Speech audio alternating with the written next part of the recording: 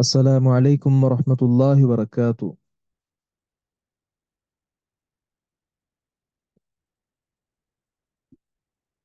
الحمد لله وعلیکم السلام وكفى. ورحمۃ اللہ وبرکاتہ۔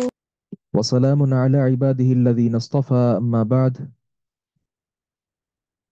آج اللہ تبارک و تعالی کی توفیق سے ہم اپنے ایک نئے کورس کے ساتھ حاضر ہیں، اور یہ کورس اللہ تبارک و تعالی کی خالصتاً معرفت پر مبنی ہے۔ اللہ تبارک و تعالی چونکہ رب العالمین ہے، وہ احکم الحاکمین ہے، وہ ہر چیز کا خالق اور مالک ہے، انسان کو اس کی عبادت کا حکم دیا گیا ہے، لہذا انسان پر لازم ہے کہ وہ سب سے پہلے اپنے خالق اور مالک کی جو پہچان ہے، معرفت ہے، وہ حاصل کر لے۔ اس سلسلہ میں بہت کتابیں علماء نے لکھی ہیں۔ ہم جس مختصر سے کتابچے کو پڑھنے جا رہے ہیں، یہ کتابچہ جس کا نام العقیدۃ الواسطیہ ہے، اس کے لکھنے والے معروف زمانہ شیخ الاسلام ابن تیمیہ رحمہ اللہ ہیں۔ شیخ الاسلام ابن تیمیہ رحمہ اللہ کا نام احمد ہے، احمد بن عبد الحلیم، اور لقب تقی الدین ہے، ابو العباس کنیت ہے، اور ابن تیمیہ کے نام سے معروف ہیں۔ 10 ربیع الاول 661 ہجری بروز سوموار کو آپ پیدا ہوئے ہیں۔ شیخ الاسلام ابن تیمیہ رحمہ اللہ ایک بہت بڑا نام ہے، جن کی بہت زیادہ کتابیں ہیں، اور یہ چونکہ ایسے دور کے ہیں جس دور میں اسلامی تعلیمات کے ساتھ ساتھ اہل بدعہ اور اس طرح کے جو گمراہ کن فرقے تھے، نظریات تھے، وہ بڑے پروان چڑھ چکے تھے۔ اس لیے شیخ الاسلام ابن تیمیہ رحمہ اللہ نے زیادہ تر کتب وہ ایسے لوگوں کے رد میں لکھی ہیں۔ سب سے بڑی ان کی کتاب ان کے فتاوی جات ہیں، جس کو مجموع الفتاوی ابن تیمیہ کے نام سے لوگ جانتے ہیں، اور غالباً پہلا طبع اس کا کوئی 45 جلدوں میں، والیم میں شائع ہوا تھا سعودیہ سے۔ اس کے علاوہ بھی ان کی بہت معروف اور بہت زیادہ کتابیں ہیں، جس طرح کہ صارم المسلول ہے، منہاج السنہ ہے، اور الفتاوی کا میں نے ذکر کیا، التوسل والوسیلہ ہے، اور کئی کتابیں ہیں۔ حال ہی میں ایک صاحب نے ان کی مختلف کتابوں میں مختلف آیات کی تفسیر کو اکٹھا کیا، اور قرآن پاک کی ترتیب کے حساب سے اس کو ترتیب دیا، جس کا نام تفسیر و شیخ الاسلام ابن تیمیہ رحمہ اللہ رکھا، اور یہ دار ابن الجوزی سے غالباً 7 یا 8 جلدوں میں طبع ہوئی ہے۔ تو شیخ الاسلام ابن تیمیہ رحمہ اللہ کی جو کتاب ہم پڑھنے جا رہے ہیں، یہ نہایت مختصر کتاب جس کا نام میں ذکر کر چکا العقیدۃ الواسطیہ ہے۔ قبل اس کے کہ ہم کتاب کا آغاز کریں، چند باتیں انشاءاللہ ہم کرتے ہیں، اور میں اپنے نہایت عزیز طلبہ اور طالبات سے یہ انشاءاللہ توقع رکھتا ہوں کہ وہ اس کو بڑی دلجمی کے ساتھ پڑھیں گے، اور جو بات ان کو اہم لگے وہ انشاءاللہ ساتھ نوٹ بھی کریں گے، تاکہ فائدہ زیادہ دیر اٹھایا جا سکے۔ سب سے پہلی بات یہ ہے کہ العقیدۃ الواسطیہ، اس کا معنی کیا ہے؟ العقیدہ، عقیدہ عقدہ سے ہے۔ عقیدہ کا جو لفظ ہے وہ عقدہ سے ہے، اور عقدہ گرہ کو بولتے ہیں۔ عقیدہ کا لفظ عقدہ سے ہے، اور عقدہ گرہ کو بولتے ہیں۔ آپ جانتے ہیں کہ جب آپ کسی چیز کو گرہ لگا دیتے ہیں، پھر اس کے اندر بہت زیادہ صلابت اور بہت زیادہ پختگی اور بہت زیادہ رسوخ آ جاتا ہے، وہ گرہ کھلتی نہیں ہے۔ اسی طرح جو اصطلاحاً عقیدے کا لفظ ہے، یہ دل کی گرہ کا نام ہے، کہ آپ اللہ تبارک و تعالی کے بارے میں جو ایک نظریہ ہونا چاہیے، اللہ رب العزت نے اور اس کے رسول صلی اللہ علیہ وسلم نے جو سکھایا، اس کے ساتھ رسوخ ہونا چاہیے، پختگی ہونی چاہیے۔ آپ کا عقیدہ یہ متزلزل نہیں ہونا چاہیے۔ تو عقیدے کا مطلب گرہ ہے۔ اور الواسطیہ، الواسطیہ یہ نسبت ہے، الواسطیہ واسط شہر ہے، واسط شہر کی طرف یہ نسبت ہے۔ اصل میں واسط یہ ایک شہر ہے جسے حجاج بن یوسف ثقفی نے بنایا تھا، اور یہ اموی خلیفہ تھا۔ عراق کے قریب یہ بنا، اور کوفہ اور بصرہ کے درمیان، کوفہ اور بصرہ کے درمیان میں چونکہ واقع ہے، اور درمیان والا جو لفظ ہوتا ہے اس کے لیے وسط کا لفظ بولا جاتا ہے۔ درمیان کا جو لفظ ہوتا ہے اس کے لیے وسط کا لفظ بولا جاتا ہے، اس لیے اس کو واسطیہ کہا گیا۔ گویا واسطیہ کی ایک توجہ کیا ہے کہ یہ واسط شہر کی طرف منسوب ہے۔ واسط شہر کی طرف منسوب کس طرح ہے؟ میں وہ ذکر کر رہا تھا بات کہ واسط شہر، پہلے میں نے ذکر کیا کہ حجاج بن یوسف ثقفی نے یہ شہر بنایا تھا، اور یہاں کا جو بڑا آدمی تھا اس کا نام تھا رضی الدین، رضی الدین الواسطی، رضی الدین الواسطی اس کا نام تھا۔ یہ شیخ الاسلام ابن تیمیہ رحمہ اللہ کے پاس حاضر ہوا، اور آ کر کہنے لگا کہ آپ ہمارے علاقے میں چونکہ بدعت بہت زیادہ ہے، لہذا آپ ہمیں چند سطریں لکھ دیں تاکہ ہم اس سے فائدہ اٹھائیں اللہ تبارک و تعالیٰ کے عقیدے کے حوالے سے۔ شیخ صاحب نے بات فرمائی کہ بڑی کتابیں ہیں، فلاں کتاب فلاں کتاب، لیکن اس نے اصرار کیا کہ نہیں، آپ کی لکھی ہوئی تحریر ہم نے لے کر جانی ہے۔ کس نے اصرار کیا؟ رضی الدین الواسطی نے، جو وہاں کا بڑا آدمی تھا اور قاضی تھا وہاں کا، واسط شہر کا۔ تو چونکہ شیخ الاسلام رحمہ اللہ نے رضی الدین الواسطی کے کہنے پر واسط شہر کے لیے چند سطریں لکھیں، اس لیے اس عقیدے کا نام اسی شہر کی طرف نسبت کرتے ہوئے العقیدۃ الواسطیہ رکھ دیا۔ ایک اس کی توجہ تو یہ ہے، اور یہ شیخ صاحب رحمہ اللہ عصر کی نماز پڑھ کے بیٹھے تھے، اور مغرب تک اس کتاب کو انہوں نے مکمل کر لیا تھا۔ اللہ اکبر کبیرہ!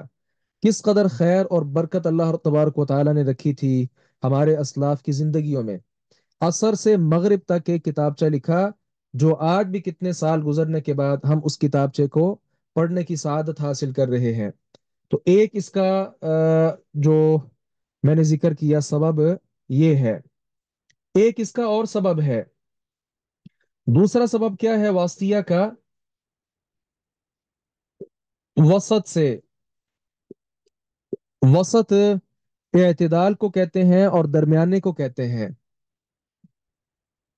تو کئی طرح کے فرق ہیں، کئی طرح کے فرق ہیں۔ مثال کے طور پہ جہمیہ ہے، معتزلہ ہے، متکلمین ہے، مشبہہ ہے، اشاعرہ ہے، ماتوریدیہ ہے۔ یہ مختلف فرقے تھے، ان سب کے نظریات الگ الگ ہیں۔ جو جہمیہ ہیں وہ اللہ تبارک و تعالیٰ کے ناموں کا انکار کرتے ہیں۔ معتزلہ اللہ تبارک و تعالیٰ کی صفات کا انکار کرتے ہیں، اور اسی طرح اشاعرہ جو ہیں، ان کے ہاں اصل توحید اللہ تبارک و تعالیٰ کی صفات کو بندوں کے مشابہ قرار دینا ہے۔ اسی طرح اشاعرہ اور ماتریدیہ جو ہے، یہ اللہ تبارک و تعالیٰ کے اسماء و صفات میں تأویلات کرتے ہیں۔ یہ مختلف جو گروہ تھے، یہ بات بھی यहाँ हो जाए कि यहूद की कारस्तानी थी ये। यहूद ने तौहीद में बिगाड़ पैदा करने के लिए इस तरह के जो नजरिए थे और इस तरह के जो फिरके थे इनको परवान चढ़ाया। इन्होंने कुरान पाक और अहादीस की रूह से अल्लाह तबारक व तआला का जो तारुफ था उसको दागदार किया। तो ये ऐसा अकीदा है जो वसत है। जिस तरह के अल्लाह तबारक व तआला ने कुरान पाक में भी इस उम्मत को उम्मत वसत करार दिया है, तो दरमियानी उम्मत, एतदाल वाली उम्मत। इसी तरह ये अकीदा वास्तिया, इसकी मैंने दो तौजीहात जिक्र की, एक तो वासित शहर की तरफ और दूसरा दीगर जितने मजाहिब हैं, जितने नजरियात हैं उनमें चूंकि ये मोतदल अकीदा है इसलिए इसको अकीदा वास्तिया कहा गया। अब हम आगे बढ़ते हैं। किताब का उन्वान क्या है? ये एक बड़ी अहम बात है जो हम किताब पढ़ने जा रहे हैं। किताब का मौजू क्या है, इसमें हम क्या पढ़ने जा रहे हैं, इसके मुतालिक ये याद रखिए कि दीन जो है ना, दीन ये तीन चीजों का नाम है। इस्लाम, और दूसरे नंबर पर इहसान, और ईमान। हम जो किताब पढ़ने जा रहे हैं उसकी पहली बात कि ये ईमान से ताल्लुक रखने वाली है। इसमें इस्लाम और एहसान के मुतालिक का बात नहीं होगी, बल्कि बात किसके मुतालिक होगी? ईमान के मुतालिक। ये एक तौजीह है। और दूसरी बात यहाँ ये है कि तौहीद की अकसाम है। तौहीद की तीन किस्में हैं। तौहीद की जो तीसरी किस्म है वो है तौहीद अस्मा व सिफात। तौहीद अस्मा व सिफात। तो इसका मौजू क्या है? तौहीद अस्मा व सिफात। यहाँ एक और बात मैं जिक्र करता चलूं। तौहीद की पहली किस्म है तौहीद रबूबियत। ये आपने साथ साथ नोट भी आप कर सकते हैं। तौहीद रबूबियत जो है, तौहीद रबूबियत, ये तीन चीजों का मजमुआ है।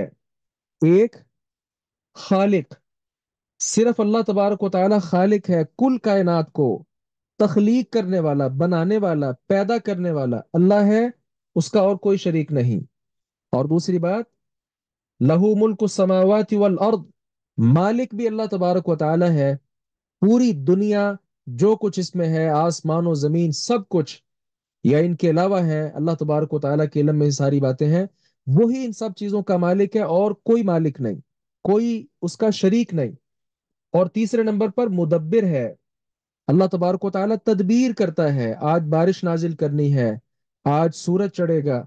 ये सारी इस तरह की जो चीजें हैं, ये अकेला ही रब खालिक है, अकेला ही मालिक है, और अकेला ही मुदब्बिर है। इसमें अगर कोई और भी उसका शरीक हो तो फिर उसको भी रब कहा जाएगा, जबकि और तो उसका कोई शरीक नहीं है। ये है तौहीद रबूबियत। और दूसरी तौहीद है जिसका नाम है तौहीद उलूहियत।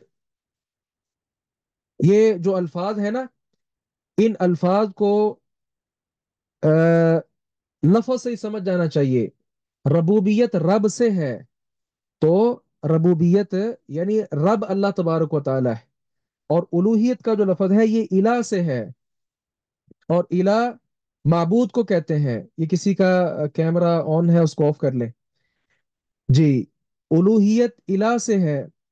और इला जो है वो माबूद को कहते हैं जिसकी इबादत की जाए। तो इबादत में भी कई तरह की जुज़इयात होती हैं। इबादत अपनी तमाम जुज़इयात के साथ अल्लाह तबारक व तआला के साथ खास है। इबादत की जुज़इयात है, मिसाल के तौर पे क़ियाम है, ये इबादत है।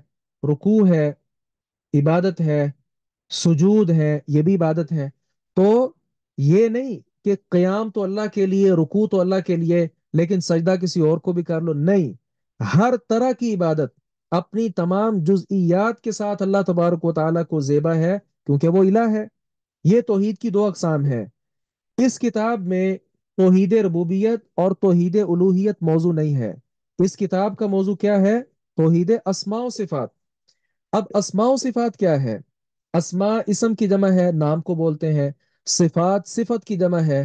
तो अल्लाह तबारक व तआला की अस्मा और अल्लाह तबारक व तआला की सिफात, اس میں کوئی اللہ کا شریک نہیں، اللہ رحمان ہے، اللہ رحیم ہے، اللہ اولاد دینے والا ہے، اور کئی بے شمار اللہ تبارک و تعالیٰ کی صفات ہیں، اللہ بخشنے والا ہے۔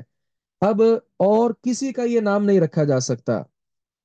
جو صفات اللہ تبارک و تعالیٰ کی ہیں وہ کسی کو نہیں دی جا سکتی۔ مشکل کشا اللہ ہے، لوگ زیادتی کرتے ہیں، شرکیہ لفظ بولتے ہیں کہ فلاں فلاں بھی مشکل کشا ہے، تو اللہ تبارک و تعالیٰ کے اسما بھی کسی اور کو نہیں دینے، اور اللہ تبارک و تعالیٰ کی صفات بھی کسی اور کو نہیں دینی ہے۔ اس کا مطلب توحید اسماء و صفات ہے۔ تو ہماری کتاب کا عنوان کیا ہے؟ توحید اسماء و صفات۔ اس کے متعلق ایک اور بات یاد رکھیے، جو توحید اسماء و صفات ہے یہ توحید کی تین اقسام میں سے نہایت اہم قسم ہے، اور بلکہ بعض اہل علم نے تو یہاں تک کہا کہ توحید ربوبیت اور توحید الوہیت کی بنیاد بھی توحید اسماء و صفات پر ہے۔ کیوں؟ جب اللہ تبارک و تعالیٰ کو اس کے اسماء اور صفات میں اکیلا نہ سمجھا جائے، اس میں شرک کیا جائے، اللہ کے اسماء اوروں کو بھی دیے جائیں، اللہ کی صفات اوروں میں بھی بانٹی جائیں، تو پھر نہ توحید ربوبیت قائم رہ سکتی ہے، نہ توحید الوہیت قائم رہ سکتی ہے۔ مثال کے طور پہ رزاق اللہ تبارک و تعالیٰ ہے، پیدا کرنے والا، رزق دینے والا اللہ تبارک و تعالیٰ ہے۔ اگر کوئی کہے کہ کوئی اور بھی ہے، فلاں بھی بیٹا دے دیتا ہے، فلاں بھی کرنی بھرنی والا ہے، فلاں بھی میرا کاروبار چمکا سکتا ہے، تو توحید اسماء و صفات میں سب سے پہلے اس نے شرک کیا، اور اس کے بعد اللہ تبارک و تعالیٰ کی توحید ربوبیت میں کیا، اور اس کے بعد جب وہ سمجھے گا کہ چونکہ فلانا بھی کرنی بھرنی والا ہے، تو جب میں اللہ کے سامنے جھک رہا ہوں تو اس کے سامنے بھی مجھے جھکنا چاہیے، اس طرح وہ توحید الوہیت کو بھی روندتا چلا جائے گا، اور ہر طرح کا پکا وہ مشرک بن جائے گا۔ لہذا یہ توحید اسماء و صفات جو توحید کی ایسی قسم ہے، ایک تو یہ بہت مشکل بھی ہے، اور یہی وجہ ہے کہ ہمارے ہاں مدارس میں یہ کتاب جو ابھی ہم پڑھنے جا رہے ہیں، یہ جو جامعہ میں پڑھاتا ہوں وہاں بھی یہ کتاب میں پڑھا رہا ہوں، تو وہاں ہم یہ کتاب سال میں ختم کرتے ہیں۔ وہاں یہ کتاب چونکہ یہ مشکل بھی ہے، اس کی مباحث نہایت مشکل ہیں، لیکن ہم چاہیں گے کہ آسان آسان کر کے چند موٹی موٹی بنیادی بنیادی باتیں انشاءاللہ ذکر کریں، تاکہ ہم کم از کم اپنی اصلاح کرنے والے تو بن سکیں۔ اللہ اکبر کبیرہ۔ تو ہم بات کر رہے تھے کہ کتاب کا یہاں عنوان توحید اسماء و صفات کا ہے۔ اصل میں نے ذکر کیا کہ کئی طرح کے فرق آگے، فرق باطلہ، جنہوں نے آ کر کیا کہا کہ اللہ تبارک و تعالیٰ ایسے ہے، اللہ تعالیٰ ایسے ہے، تو اس کے ساتھ ہوا کیا کہ اللہ تبارک و تعالیٰ کی جو صفات ہیں ان کا انکار وہی ایک حد تک لازم آ گیا۔ میں آپ کے سامنے اس وقت سنن ابن ماجہ کی ایک روایت رکھتا ہوں۔ امام ابن ماجہ رحمہ اللہ نے باب قائم کیا ہے، باب اتباع سنت الخلفاء راشدین المہدیین۔ یہاں یہ حدیث کا نمبر 43 ہے۔ یہاں بیان کرتے ہیں عرباد ابن ساریہ کہ رسول اللہ صلی اللہ علیہ وسلم نے ہمیں ایک بار بڑا بلیغ خطاب کیا، ایسا شاندار خطاب تھا کہ آنکھیں بہہ پڑیں اور دل ڈر پڑے۔ ہم نے کہا ہے اللہ کے رسول صلی اللہ علیہ وسلم، لگتا ہے کہ یہ الوداعی بیان ہے، تو آپ ہمیں کوئی خاص چیز بتا دیجئے۔ آپ صلی اللہ علیہ وسلم نے فرمایا قد ترکتکم علی البیضاء لیلها کنہارها لا یزیغ عنها بعد الا ہالک۔ میں تمہیں بالکل صاف چٹیل میدان میں چھوڑ کر جا رہا ہوں، جس کی راتیں بھی اتنی واضح ہیں، اتنی روشن ہیں، اتنی چمکدار ہیں کہ بالکل دنوں کی طرح ہے۔ کوئی ہلاکت اختیار کرنے والا ہی سے بھٹک سکتا ہے، دور ہو سکتا ہے۔ تو میں یعش منکم، جو تم میں سے زندہ رہے گا تو وہ ان قریب بہت زیادہ اختلاف دیکھے گا، تو تم فعلیکم لازم پکڑنا بما عرفتم، جو تم جان چکے ہو، من سنتی میرے طریقے سے، اور خلفائے راشدین مہدیین کی طریقے سے، عضوا علیہا بالنواجز، داڑوں کے ساتھ بڑی بڑی مضبوطی کے ساتھ اس پر عمل پیرا ہو جاؤ۔ تو آپ صلی اللہ علیہ وسلم جب دنیا سے رخصت ہوئے، آپ نے لوگوں کو نہایت چمکدار اور بالکل صاف شفاف عقیدے پر چھوڑا ہے۔ اس وقت جہمیہ تو پیدا نہیں ہوئے تھے، معتزلہ صفات کا انکار کرنے والے تو پیدا نہیں ہوئے تھے، مشبہہ اور اسی طرح دیگر سارے فرق باطلہ یہ پیدا ہی نہیں ہوئے تھے۔ تو کیا اس وقت اللہ تبارک و تعالیٰ کی طرف سے جو نبی علیہ السلام نے عقیدہ دیا क्या वो सही अकीदा नहीं था? क्या सहाबा नाउज़ु बिल्लाह गलत अकीदे पर थे कि बाद वाले लोगों को आकर उसमें बहुत ज्यादा इजाफे करने पड़े? अल्लाह अकबर कबीरा। इसी तरह इमाम बुखारी रहमहुल्लाह ने बाब कायम किया है। ये इमाम बुखारी की किताब सहीहुल बुखारी किताब तौहीद है, और किताब तौहीद में पहला बाब ही इमाम साहब ने जो कायम किया वो क्या है? बाब मा जा फी दुआ नबी सल्लल्लाहु अलैहि वसल्लम उम्मतहु इला तौहीदिल्लाह तबारक व तआला। बाब जो इस बारे में आया है कि रसूलुल्लाह सल्लल्लाहु अलैहि वसल्लम ने दावत दी अपनी उम्मत को, आपने अपनी उम्मत को दावत दी अल्लाह तबारक व तआला की तौहीद की तरफ। तो इमाम साहब यहां से साबित ही करना चाहते हैं कि नबी मुकर्रम सल्लल्लाहु अलैहि वसल्लम ने जो तौहीद थी उसकी दावत दे दी। अब जहमिया मोतजिला वगैरह और दीगर जो इस तरह के गलत नजरियात हैं, इनके किसी किस्म के कवायद की जरूरत नहीं है। जो तौहीद थी वो बयान करके चले गए नबी मुकर्रम सल्लल्लाहु अलैहि वसल्लम। अल्लाह अकबर कबीरा। अब तक जो हमने बात की है वो इंशाल्लाह आप समझ पाए हैं।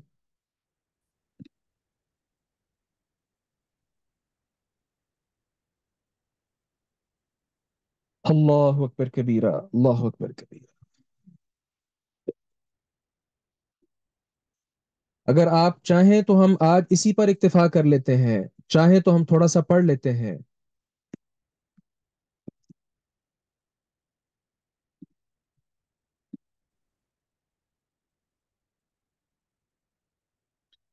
जी, एक पैराग्राफ मेरे ख्याल में हम पढ़ लेते हैं।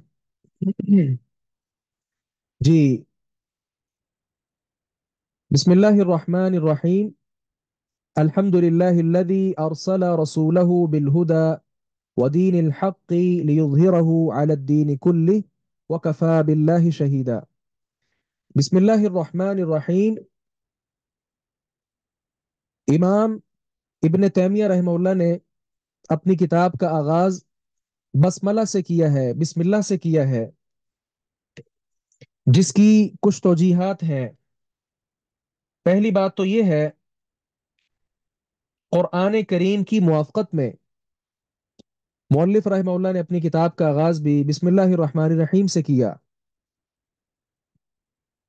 और दूसरा, रसाइल नबी सल्लल्लाहु अलैहि वसल्लम, आप सल्लल्लाहु अलैहि वसल्लम के जो खतूत थे मुख्तलिफ बादशाहों के नाम, उसमें भी आप सल्लल्लाहु अलैहि वसल्लम ने अपनी तहरीर का आगाज बिस्मिल्लाह से किया था।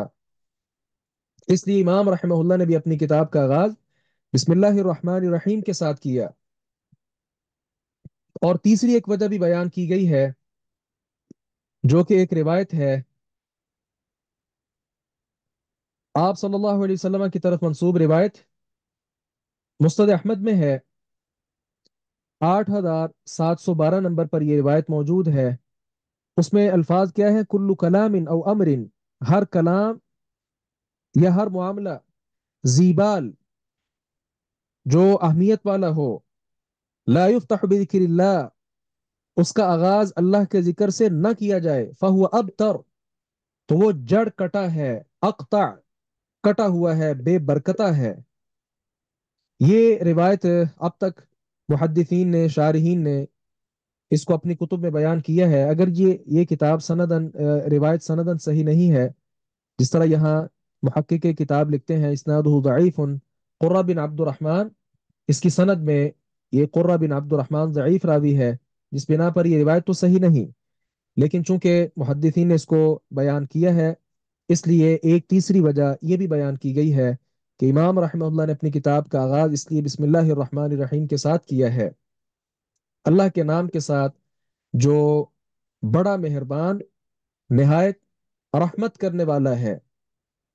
और रहमान और अर रहीम में क्या फर्क है, कोई बता सकते हैं?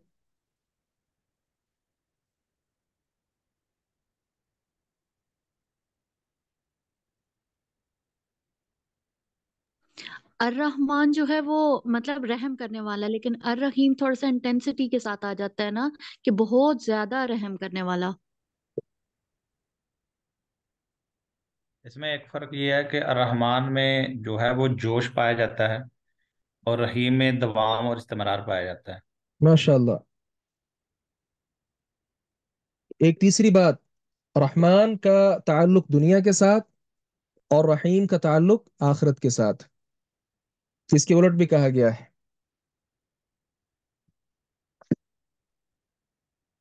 تو آپ کے بھائی نے جو بیان کیا الرحمن، اس کے اندر جوش پایا جاتا ہے کیونکہ یہ فعلان کا وزن ہے، اور رحم کرنے والا تو راحم بھی ہوتا ہے، لیکن جب یہی صفت رحمت جوش مار رہی ہو تب اس کے لیے فعلان کا صیغہ آتا ہے تو رحمان۔ اب کوئی سمجھ سکتا تھا کہ آپ کا رب رحمان تو ہے، اس وقت اس کی رحمت جوش مار رہی ہے، لیکن ہو سکتا ہے کہ میں آپ کا دین اسلام قبول کر لوں، کل کلا اس رحمت کے اندر جوش و خروش ختم ہو جائے، تو پھر ذمہ دار کون ہے؟ تو ساتھ ہی الرحیم آیا لفظ کہ اس کے اندر دوام ہے، یہ الرحیم صفت مشبہ کا صیغہ ہے، اس کے اندر دوام پایا جاتا ہے، تو یہ اللہ تعالیٰ کی جو رحمت ہے یہ ہمیشہ ہمیشہ رہنے والی ہے۔ اللہ اکبر کبیرہ۔ بسم اللہ الرحمن الرحیم کے ساتھ آغاز، ہم آگے بڑھتے ہیں۔ الحمد للہ الذی، تمام تعریفات اس اللہ کے لیے ہیں، ارسل رسولہ، جس نے اپنے رسول کو بھیجا، بالہدا، ہدایت کے ساتھ، ودین الحق، اور دین حق کے ساتھ، لیظہرہ، تاکہ اس کو غالب کر دے، علی الدین کلی، تمام ادیان پر، وکفی باللہ شہیدا، اور کافی ہے اللہ گواہ۔ ہر قسم کی تعریف اللہ کے لیے ہے۔ یہ الف لام جو ہے نا، اس کا ترجمہ آپ تمام کرتے ہیں تو یہ الف لام استغراقی ہے۔ استغراق کا مطلب اس کے اندر عموم پایا جاتا ہے، حمد کسی بھی طرح کی ہو وہ اللہ تبارک و تعالیٰ کے لیے ہے۔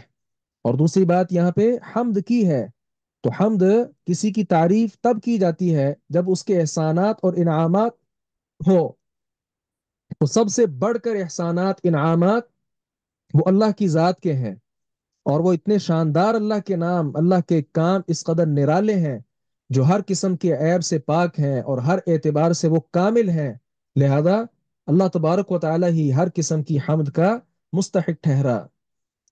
اللہ تعالیٰ کی تعریف تو کئی وجوہات سے کی جا سکتی ہے، یہاں جو اللہ تعالیٰ کی تعریف کی جا سکتی ہے، کی جا رہی ہے، وہ رسول بھیجنے کی وجہ سے ہے کہ اللہ تعالیٰ نے اپنا رسول بھیجا۔ صحیح مسلم کی روایت ہے، وَإِنَّ اللَّهَ نَظَرَ إِلَىٰ أَهْلِ الْأَرْضِ فَمَقَتْهُمْ عَرَبُهُمْ وَعَجَمُهُمْ، اللہ تبارک و تعالیٰ نے اہل زمین کی طرف دیکھا تو عرب و عجم نے اللہ تعالیٰ کو غصہ ہی دلایا، یہ لوگ مستحق تھے کہ اللہ رب العزت کا عذاب نازل ہو جائے، اور یہ جاہلیت کا دور، کون سی برائی تھی جو اس کے اندر نہیں پائی جاتی تھی؟ تو یہ بہت بڑا اللہ رب العزت کا احسان تھا کہ اس نے ایسے جہالت کے گٹا ٹوپ اندھیروں میں ایک جو روشن سورج ہے اور چمکتا ہوا ستارہ ہے، وہ اللہ تبارک و تعالیٰ نے اس کو ہدایت دے کر بھیجا، تو یہ بہت بڑا احسان ہے، بہت بڑا انعام ہے جس کی وجہ پر یہ تعریف کی جا رہی ہے۔ رسول کو بھیجا کس کے ساتھ؟ ہدایت کے ساتھ، ہدایت دے کر بھیجا۔ خدا ہدایت، اس سے مراد علم نافع ہے، نفع بخش علم۔ علم نفع بخش کب ہوتا ہے؟ اس میں دو چیزیں ہیں، ایک تو وہ وحی الہی پر مبنی ہو، غیر وحی جتنے بھی علوم ہیں یہ نفع بخش نہیں، اور دوسری بات علم نافع تب ہوتا ہے جب اس پر عمل پیرا ہوا جائے، اور دوسری بات دین حق، دین حق کا مطلب عمل کرنا ہے، عمل صالح۔ تو رسول کو علم دے کر بھیجا، علم بھی کون سا؟ جو نافع، اور دین حق دے کر بھیجا، مراد اس پر عمل کیا جائے، لیظہرہ، تاکہ وہ اس کو غالب کر دے۔ یہ غلبہ بھی دو طرح سے ہے، ایک حجت اور دلیل کے ساتھ، اور دوسرا جہاد فی سبیل اللہ کے ساتھ، علی الدین کلی، سارے دینوں پر، وہ دین مجوسیت ہو، یہودیت ہو، نصارہ ہو۔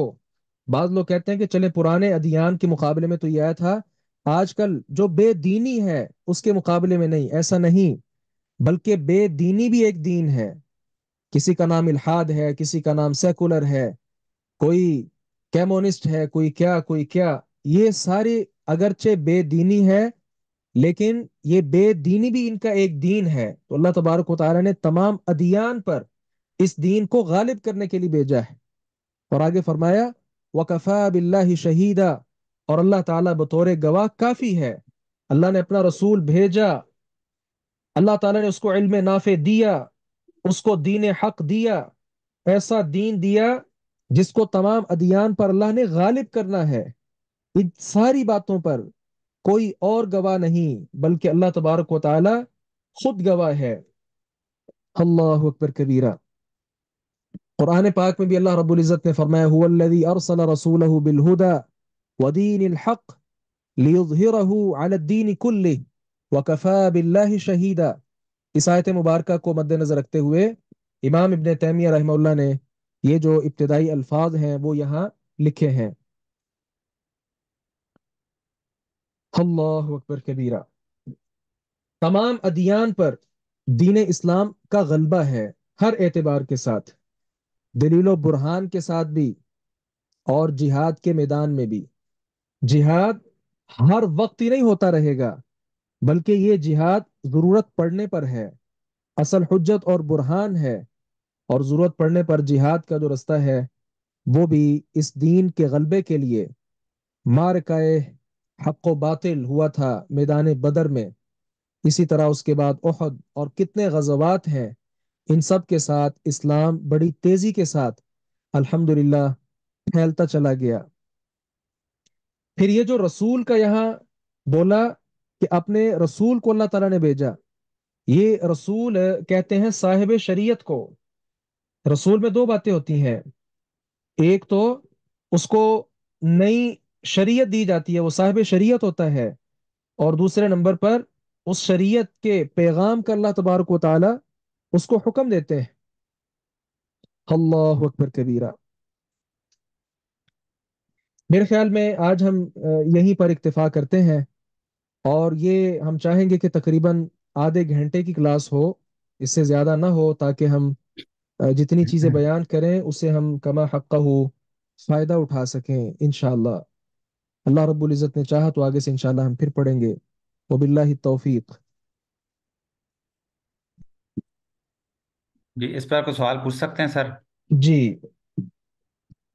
اچھا، اس میں جو ہم نے عقیدہ واسطہ کے حوالے سے پڑھا ہے، عقیدے کے آپ نے بڑی اچھی وضاحت کی ہے.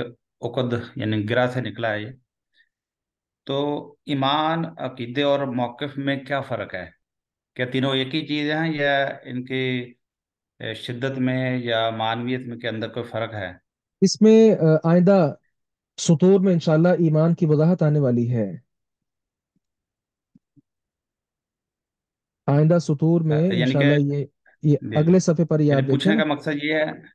جی، یعنی میرے پوچھنے کا مقصد یہ ہے جی کہ کیونکہ ایمانیات کی لسٹ تو قرآن میں جس طرح فرض ہے، یہ ابھی آپ نے ہائی لائٹ بھی کیا ہے، وہ تو ایک لمیٹڈ ہے. لیکن جو عقائد ہیں ان کی لسٹ بہت لمبی چوڑی آ جاتی ہے، اور ہر ایک یہاں اس کی لسٹ کی تعداد میں فرق بھی آتا ہے. عقیدہ ایمان تو سے کیا ہے. یہ دونوں؟ جی عقیدہ ایمان ہے. ایمانیات جتنی ہیں ان سب کے بارے میں انسان کا جو گمان ہے، نظریہ ہے اور دل کی پختگی ہے، اسی کا نام عقیدہ ہے. عقیدے میں بھی اور ایمان میں بھی یہ ساری چیزیں آتی ہیں. تصدیق بھی آتی ہے دل کی، اور زبان سے اقرار بھی ہے، اور تیسرے نمبر پر عمل بالجوارے بھی ہے. نہیں استاد محترم، ایسا سوال میرا یہ ہے کہ ایمانیات میں تو یہ پانچ چیزیں آ گئی: اللہ، یوم آخرت، رسول، کتابیں. چھ چیزیں. مطلب اللہ کے اوپر ایمان، کتابوں پر ایمان، رسولوں پر، آخرت پر، ملائکہ کے اوپر. ٹھیک ہے نا جی؟ پانچ چیزیں تو ہو گئی نا. تو یہ تو پانچ، یعنی ایمانیات کی پانچ چیزیں آ گئی، پانچ اجزاء اس کے آ گئے. لیکن عقائد کی لسٹ تو بہت لمبی چوڑی کتابوں کے اندر بیان کر دی جاتی ہے، اور اس کے اندر بے شمار اختلافات ہوتے ہیں. ہر مسئلے کے الگ الگ اختلافات ہیں. وہ کہتا ہے یہ عقیدہ ہے، وہ کہتا ہے یہ بھی عقیدہ ہے، وہ کہتا ہے ہماری لسٹ میں یہ بھی شامل ہے، چلیں اس پر دوسرا کہتا انشاءاللہ ہے ہم یہ. کل بات کریں گے. جی. جزاکم اللہ خیر. کتنے بجے کل شروع ہوگا لیکچر؟ 8:30 کا ٹائم ہے، 8:30 سے انشاءاللہ 9 تک ہے یہ. جی سبحانک اللہم ٹھیک ہے، وبحمدک اشہد ان لا الہ الا انت استغفرک واتوب الیک. السلام علیکم ورحمۃ اللہ وبرکاتہ. جزاک اللہ خیر.